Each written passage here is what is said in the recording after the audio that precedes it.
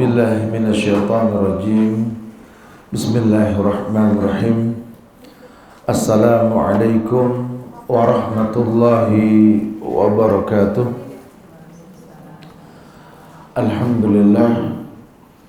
Alhamdulillahilladzi arsala rasulahu bil huda wa dinil haq liyuzhirahu 'ala ad-dini kullih wa kafa billahi shahida.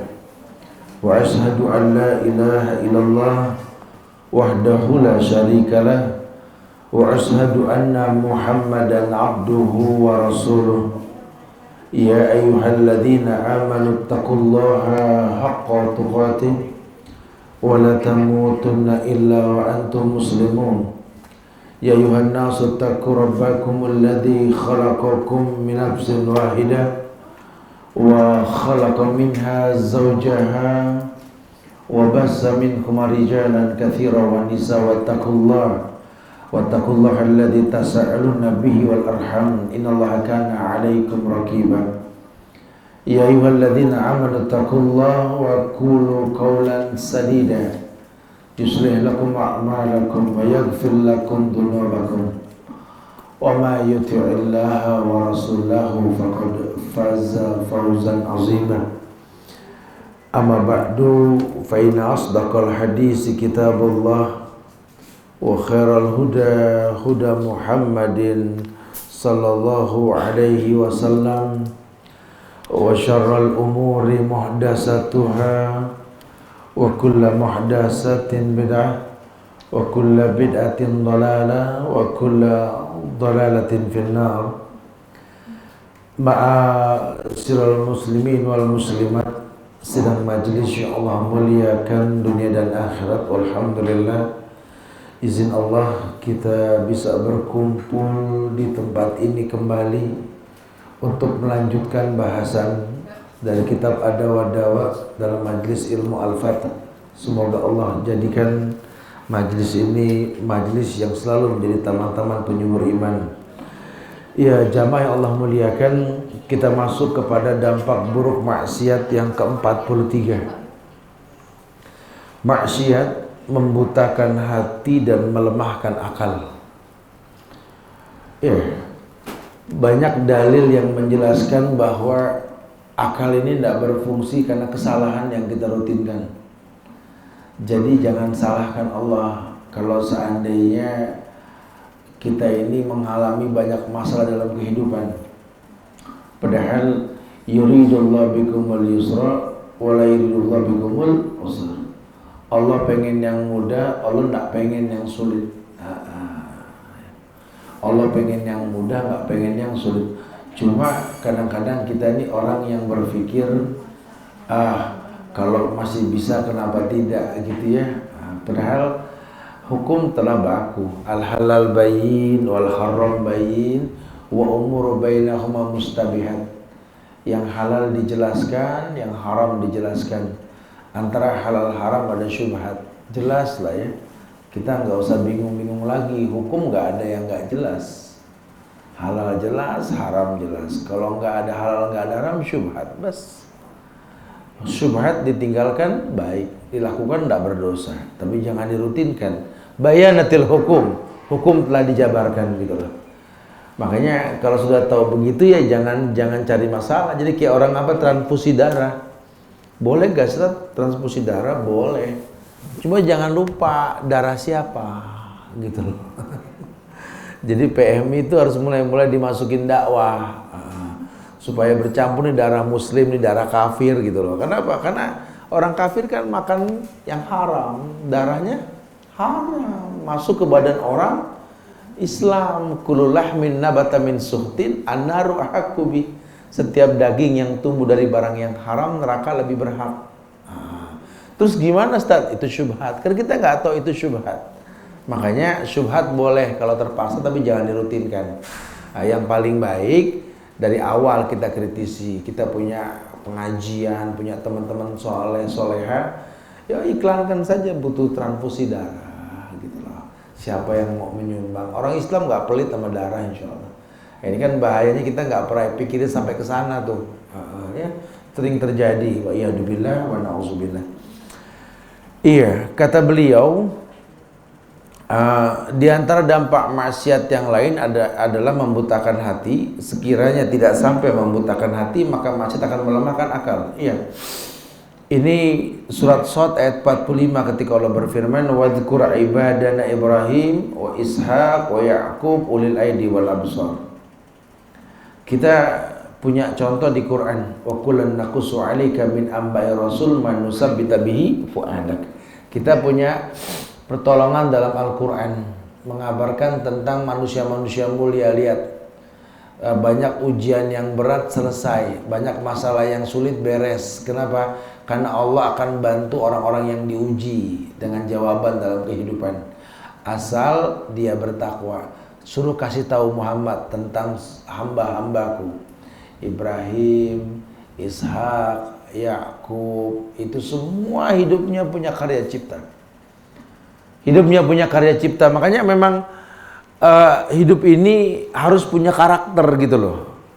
Ya paling enggak Anda seorang wanita melahirkan lah gitu loh. Atau kalaupun tidak, menjadi madrasah lah buat anak maupun keponakan. Karena ponakan tuh anak gitu loh. Jangan sampai hidup kita nggak punya karya cipta. Orang laki suruh bertualang lah, supaya mengerti arti menghargai rumah tangga dan rumah yang dia miliki, suruh sering safar. Orang kalau sering safar tuh menghargai apa yang dia miliki. Kalau ngelinter aja di rumah, aduh, ruwet urusannya dah. Suruh safar, ya. Safar tuh membuat kita menghargai yang kita punya. Kita nggak suka sama Indonesia, sering-sering berangkat keluar. Nanti kita kangen sama Indonesia deh. Enakan di Indonesia biar gimana gitu ya. Iya. Wadhkur ibadana Ibrahim, Ishak wa Ya'qub ulil aidi wal absar. Ulil aidi wal absar, mereka itu betul-betul memiliki perbuatan-perbuatan yang besar dan ilmu yang tinggi. Jadi memang kita kalau mau cetak anak, karakternya tuh apa dari kecil kita yang paham. Suruh gede ini membuat sebuah karya cipta. Ini anak kayaknya punya kelebihan dalam membangun misalkan gitu ya. Suruh buat sesuatu, bagian kesempurnaan sesuatu gitu loh. Kamu nimbrung, nah itu ada sebuah gedung legend lah yang dibuat itu. Masjid terbesar misalkan, menara tertinggi gitu loh. Tinggal niatnya apa. Atau buat sebuah tradisi kamu nak, nanti kalau bisa kerjaan kamu itu merenovasi rumah-rumah orang miskin. Atau kamu pemrakasa renovasi musola-musola kalau Ramadan. Ya buat karya cipta. Kalau dibilang sempurna, orang nggak ada yang sempurna, cuma punya karakter gitu loh. Sehingga dilalah nanti dia nggak ada umur, orang akan berkata, dulu pernah ada dia loh di sini, begitu loh. Kalau untuk membuat sebuah kesempurnaan dia nggak sanggup. Ya karena manusia mana yang sempurna, pasti ada salahnya. Tapi kalau dia sudah memaksimalkan sebuah kebaikan, maka lihat karya cipta tersebut menjadi sebuah amal soleh yang memanjangkan umurnya. Bukankah beramal soleh itu memanjangkan umur? Ya. Jadi mungkin umurnya sih pas 60-70, tapi karya ciptanya diingat banyak orang. Sehingga orang kalau ingat dia, ingat karya cipta. Lihat karya cipta, ingat dia. Banyak yang ngedoain, nggak ada selesainya lah ya, buat sebuah karya cipta. Iya. Ayat tersebut mengabarkan tentang contoh sebuah kesempurnaan. Ada beberapa contoh dalam hal ini. Ada 4 karakter manusia dalam hal ini. Yang pertama dikatakan bahwa yakni kelompok para nabi, yaitu kelompok manusia yang paling terhormat dan paling mulia di sisi Allah. Ya, untuk mencapai sebuah kesempurnaan manusia ada 4 kelompok. Kelompok yang pertama ini kelompok para nabi dan rasul. Ini levelnya tertinggi dah. Kalau kita membangun rumah biasa, tapi kalau nabi yang bangun sejarahnya panjang urusannya dah. Kita kalau ngebangun bentuk bangunan 4 kubus kotak aja, kita pakein kain hitam nggak ngaruh. Karena Ibrahim yang bikin jadi Ka'bah, betul? Emang levelnya beda. Makanya jangan heran kalau dia yang bikin sama si itu yang bikin hasilnya beda, gitu ya. Karena memang rezeki ya begitu. Kita kalau ada kita di rumah kayaknya rezeki gampang. kita amanatin sama orang di rumah, berantakan urusannya. Ya, berasa bisnis begitu. Kalau kita yang jaga tuh toko, Ustaz, ntar orang datang. Ya ada aja yang kita suruh orang jaga, lain lagi rezekinya. Emang pinter-pinter tuh ngebaca tuh. Bahasanya bukan hoki, bukan. Itu hoki itu bahasa non muslim. Kalau di Islam bicara berkah. Makanya anak satu perut, beda-beda karakter, rezekinya juga beda. Kita lihat deh tuh kalau kira-kira ibu-ibu nih yang paham harusnya, yang sering sama anak. Makanya ibu kalau nggak deket sama anak salah double salahnya sudah. Lihat kelebihannya anak, oh gini, oh gitu, oh gitu, oh iya. Berarti ini kalau yang kira-kira bakal bisa diamanatin kalau saya pulang kampung nih si kakak nih. Karena tipikal orang nih yang orang tuh segen kalau ada dia. Oh kalau si Ade yang diamanatin, aduh urusannya ini rumah berantakan, temen semua ngumpul kayak mecin di sini gitu ya. Atau gini, kita yang paham lah itu ya. Kelompok yang pertama, kelompok para nabi, kelompok manusia yang paling terhormat dan paling mulia di sisi Allah.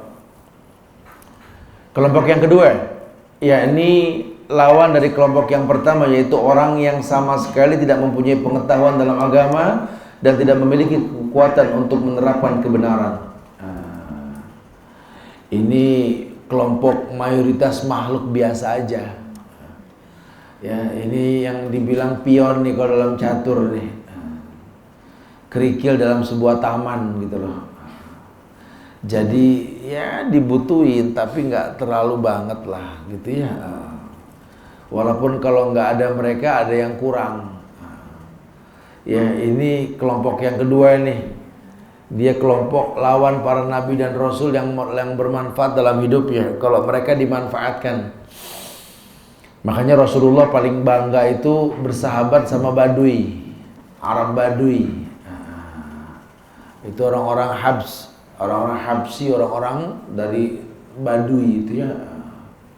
Ini kenapa? Karena dengan adanya mereka turun hukum katanya. Mereka tuh aneh-aneh kerjaannya yang nggak orang biasa ngerjain. Di majelis Rasul kencing, gitu kan. Kalau orang yang sekolah kan nggak mudeng sudah ya. Ya nggak usah ada Rasul, nggak ada Rasul juga nggak bakal mau lah. Makanya kadang-kadang kita dalam bermasyarakat tuh jangan heran. Ngapain sih pakai ditulisin batas suci?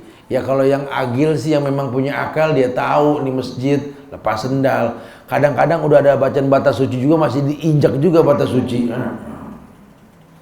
Dilarang parkir malah nyender di bacaan tersebut gitu ya.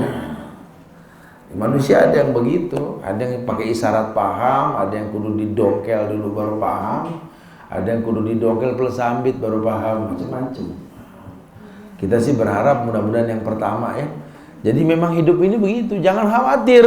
Selama memang kita menemukan tersebut dan kita mampu, Allah jamin kita. Jadi jangan terlalu dipusingin. Ya Allah ntar gimana, ya Allah ntar gimana. Daerah ubanan dah sebelum waktunya dah. Mendingan dienteng-entengin. Ya sudah, insya Allah ada solusinya. Ya. Ibu lagi keadaan susah, ponakan nginep, saudara nginep, ini nginep. Alhamdulillah, insya Allah ada rezekinya. Bukan malah, waduh, sendiri aja mati kita apalagi. Jangan suka khawatir karena yang namanya tamu tuh bawa rezeki. Dia pede aja gitu ya, yakin aja. Maka saya suka pegel kalau yang namanya masjid mau adain itikaf pakai harga gitu loh. Ya silakan itikaf dengan nilai sekian, innalillah. Udah itikaf. Sudah.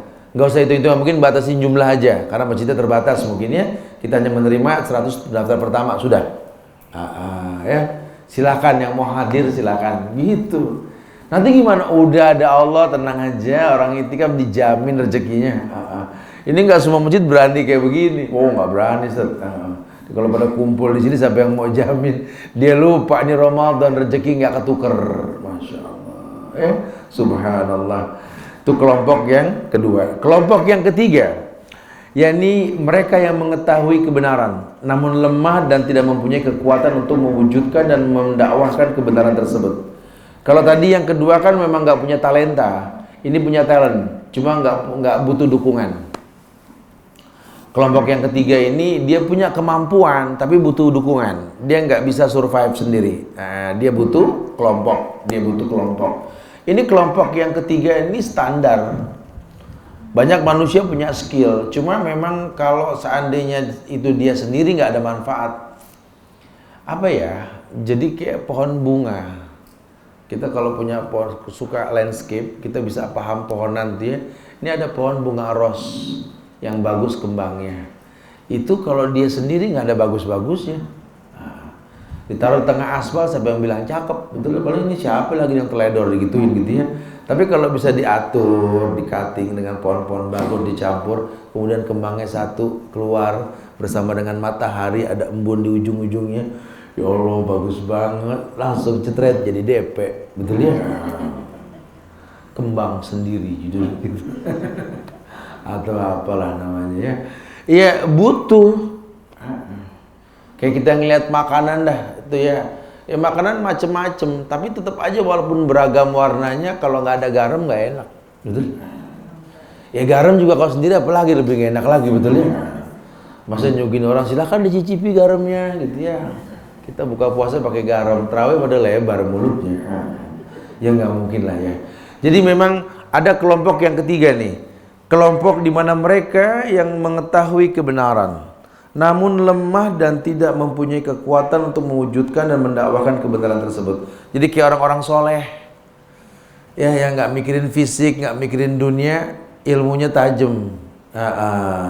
Kalau dibilang perang bukan ahlinya lah, cuma memang rumus perang ada sama dia. Ini seniorisme nih ya dalam kehidupan orang-orang soleh yang sudah tua. Ya, kita perlu sering datang ke orang-orang yang begini nih. Ini bersahabat sama mereka seperti mengkonsumsi vitamin dan obat. Kalau tiap hari minum obat ya nggak mungkin lah ya. Tapi sesekali kita butuh obat. Orang-orang begini begitu. Ya mungkin memang banyak kekurangannya, nggak pintar berbicara, berdialog. Sekalinya ngomong nyelekit. Tapi ilmu ada sama dia. Sesekali deh boleh. Ya ilmunya masya Allah. Itu kelompok yang ketiga. Kelompok yang keempat, mereka yang mempunyai kekuatan, tekad dan semangat namun lemah dalam pengetahuan agama. Ya, ini kelompok lain nih. Khawarij, modal semangat anak-anak muda. Digiring kemana oke, penting rame-rame gitu ya. Mau demo oke, ya. Mau sahur on the road oke gitu ya. Jadi serdadu bukber oke, ya. Cuma kalau nggak di manage, ini ngerusak yang wajib. Gara-gara sahur on the road, nggak sempet sholat subuh berjamaah banyak. Gara-gara bukber nggak sempet sholat maghrib. Waduh, jadwal bukbernya madet, Ustaz. Apa dia nggak sempet ngaji. Bukber alumni SD 07 pagi, bukber alumni SMP, SMA, anak-anak band macam-macam. Itu jadwal bukber sebulan tapi nggak sempet terawih. Itu kalau nggak di manage bahaya ya. Padahal bagus, buka puasa wajib, bernya sunnah. Jangan gara-gara yang berantakan yang wajib. Nggak boleh. Orang kalau mau buka puasa fadhal, ada takjil, ada iftar. Bikin bahagia orang yang iftar aja pahala. Ya, kita sih nggak bisa bantu lebih, Ustaz. Cuma suka ngerapi-rapinya orang seneng kalau kita yang ngerapiin tuh pas gitu loh. Jadi dia lihat kondisi orang tua, anak muda, anak kecil, dewasa. Dia bisa taruh tuh makanan pas yang empuk depan orang tua gitu ya. Ini orang kalau dia yang bikin pas. Dia nggak ngeluarin modal, cuma penata, itu aja sudah pahala. Ya, membuat warna-warni makanan. Hijau, kuning, merah, ada putih, dalamnya wajib, ya cuma tulisan. Judulnya kemasannya warna-warni. Fariha idza aftara. Karena dia tahu membuat bahagia orang yang iftar itu pahala. Masya Allah. Ini ada kelompok yang begini. Jadi 4 kelompok tersebut tuh itu yang dikatakan manusiawi. Kelompok yang pertama kelompok tertinggi para nabi dan rasul, orang-orang soleh. Yang kedua kelompok lawan dari itu, ya kelompok yang tidak mempunyai pengetahuan dalam agama dan tidak memiliki kekuatan untuk menerapkan kebenaran. Serdadu. Jangan suka paksa orang yang masuk level kedua ini nih. Ya Allah Ustaz, saya kesel banget, nggak paham-paham, emang PR hidup nih orang gitu loh. Makanya kita kalau mau ngeliat tuh silsilah tuh penting. Ibu mau nikahin anak atau ibu mau nikah, silsilah tuh jangan main-main loh. Ya silsilah nih, apalagi darah tuh kuat loh. Itu jangan diremehin tuh. Makanya silsilah tuh nggak, walaupun semua orang baik di mata Allah dengan levelnya. Tapi kalau kita mau punya keturunan, silsilah tuh diperhitungkan. Jangan asal sabet gitu ya, ada pada nggak ada begitu. Ya ini kalau kita meninggal nanti anak kita di tangan siapa tuh penting diperhitungkan gitu loh. Makanya orang-orang Yaman suka bilang tuh, Arab Yaman tuh al-walad lil khal. Al-walad lil khal. Anakmu tergantung iparmu wahai laki-laki. Main nikah sama yang bagus menurut kamu tapi nggak tahu silsilah, terus dia hamil, kamu meninggal, anak kamu di tangan siapa? Siapa yang bakal ngasih nafkah ke kamu, ke anak kamu nanti? Ya ipar kamu. Gimana agamanya? Aduh kacau. Coba. Maksud hati pengen punya anak dari golongan orang-orang yang membuat bangga Rasul, umat Muhammad, yang dia cetak kaum Ad, kaum Samud, betul ya? Karena rezekinya nggak jelas. Jadi kalau memang kita belum punya ilmu, jangan spekulasi. Ya saya bisa ngerubah Ustaz, kan umur Allah tahu, kita nggak tahu kan. Coba perhitungin. Makanya hal-hal kayak gini jangan main-main nih. Ada nanti sekelompok kaum yang memang bodoh. Makanya orang-orang dari luar negeri, dari Cina nih banyak ngirim orang-orang yang nggak jelas ke negeri kita nih, untuk membagikan keturunan yang buruk. Indonesia ini udah jadi kayak makanan mangsa di antara gerombolan serigala, cita, harimau, lagi pada masing-masing pengen nyaplok ini negeri. Kenapa? Karena berkah Allah di sini banyak banget. Negeri yang orang-orangnya pada nggak pinter, berkahnya Masya Allah. Ya Allah, cuma di negeri kita doang ini kita ngelempar biji apa aja berbuah, apa keluar daunnya. Negeri lain nggak bakal. Masya Allah, di negeri kita subhanallah. Kita beli jagung, lupa bawa masuk, 2 hari baru ingat, udah nggak ada lagi jagung.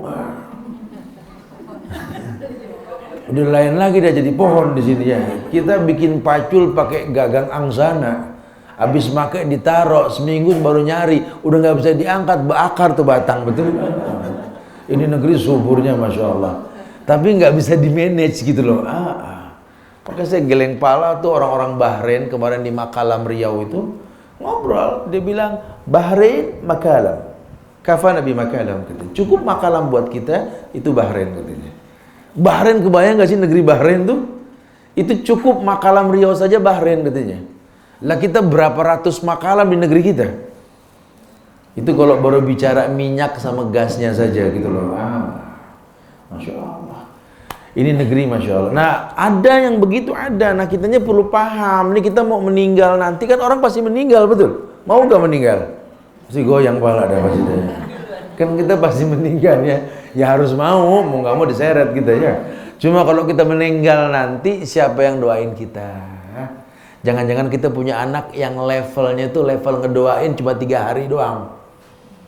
Jangan-jangan kita punya anak yang level ngedoain kalau lagi inget doang.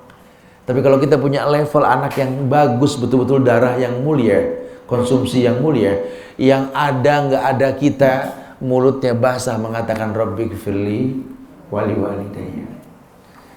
Anak yang bakal punya 1000 maklum buat 999 kesalahan orang tuanya. Ya. Ini darah nggak main-main. Ya. Bukan berarti ada kasta dalam Islam, tidak. Kalau silsilahnya bagus, bismillah. Walaupun mengecewakan, yang kita butuh tuh darahnya. Ya kayak orang transfusi darah, yang saya butuhkan tuh darahnya. Terserah orangnya siapa gitu loh. Ya, makanya makin jelas ya makin bagus, makin pede dong kita ya. Dia jadi emosian setelah transfusi darah. Ya darah siapa ini pakai? Darah si orang sono. Ya, ini perlu dirapiin nih. Anda juga bisa mengunjungi Facebook kami di facebook.com/amanahinsanmadani. Atau bisa tonton kami di youtube.com/sahabatyamima. Dan follow Twitter kami di twitter.com/@sahabat_Yamima. Sahabat Yamima peduli dan memahami.